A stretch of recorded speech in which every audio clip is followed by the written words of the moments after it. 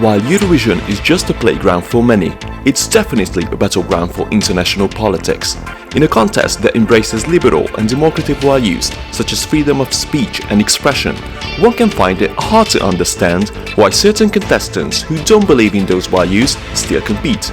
Russia is one of those contestants, and in this video I will investigate the real reason why Russia needs Eurovision.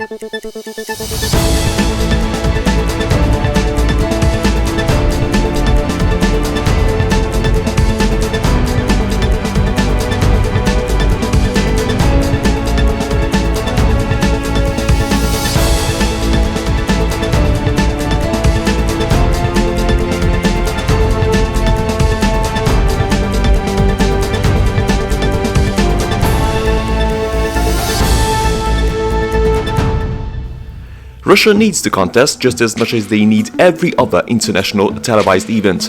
The government wants to shape foreign affairs in their favor.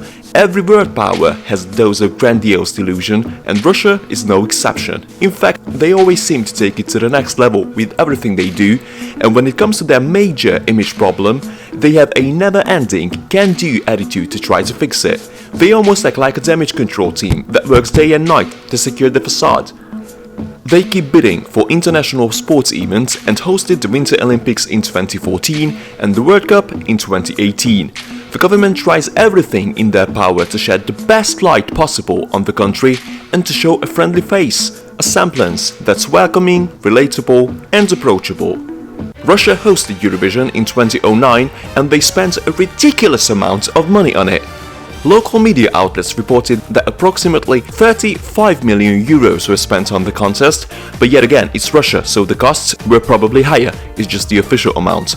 They built the biggest stage Eurovision audience had ever seen, they invited world-renowned acts such as Cirque du Soleil and Fuerza Bruta, they even linked up with the International Space Station.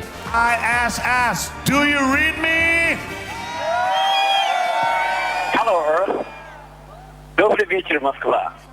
A political analyst, Boris kagarlitsky, said the amount of hype and money spent in Moscow acted as a symptom of Russia's post-imperial insecurity. It's a way to produce a national idea, a national dignity.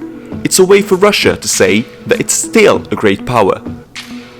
Indeed, the contest has always been of high importance for Russia, an ultimate political concern, and nothing illustrates it more than Vladimir Putin himself showing up to talk to then executive supervisor svante stockselius. Stockselius told BBC that Putin wanted to make sure that the contest promoted Russia and showed Europe what they can do.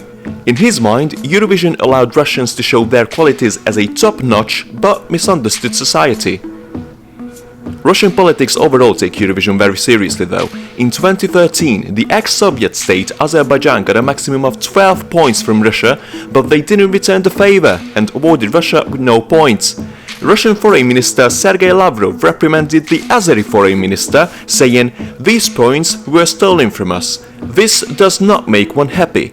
We will agree on a unified course of action, so this outrageous action will not remain without an answer." From the fading light of life. Another prime example of political interference is the backlash that Conchita got.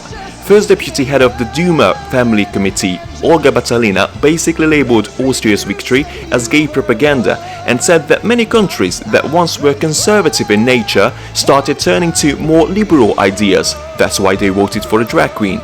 Russia condemns gay people, they let homophobia spread nationwide, they even supported by government forces in some parts of the country, but they only dare to push this gays will burn in hell crap on the home field though.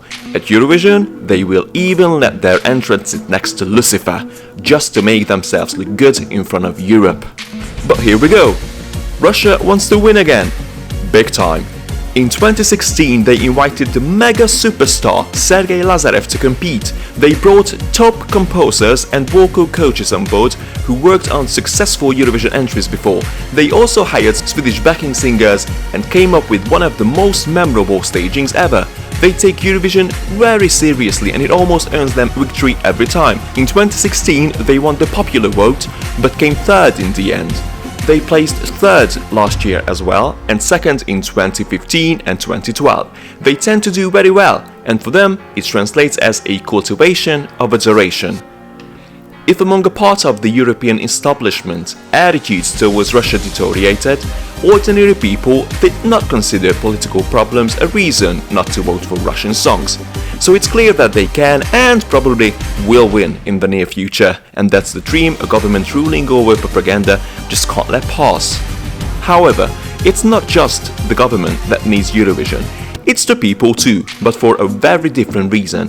We often generalize and equate entire populations to their leaders and their ways, while millions of Russians probably disapprove a whole lot that their government does. Eurovision promotes freedom and human rights, seemingly basic rights that many Russians are stripped away from. For them, Eurovision is not a cultural weapon or smooth propaganda/PR tool, but it's a window to Europe and the dip of hope.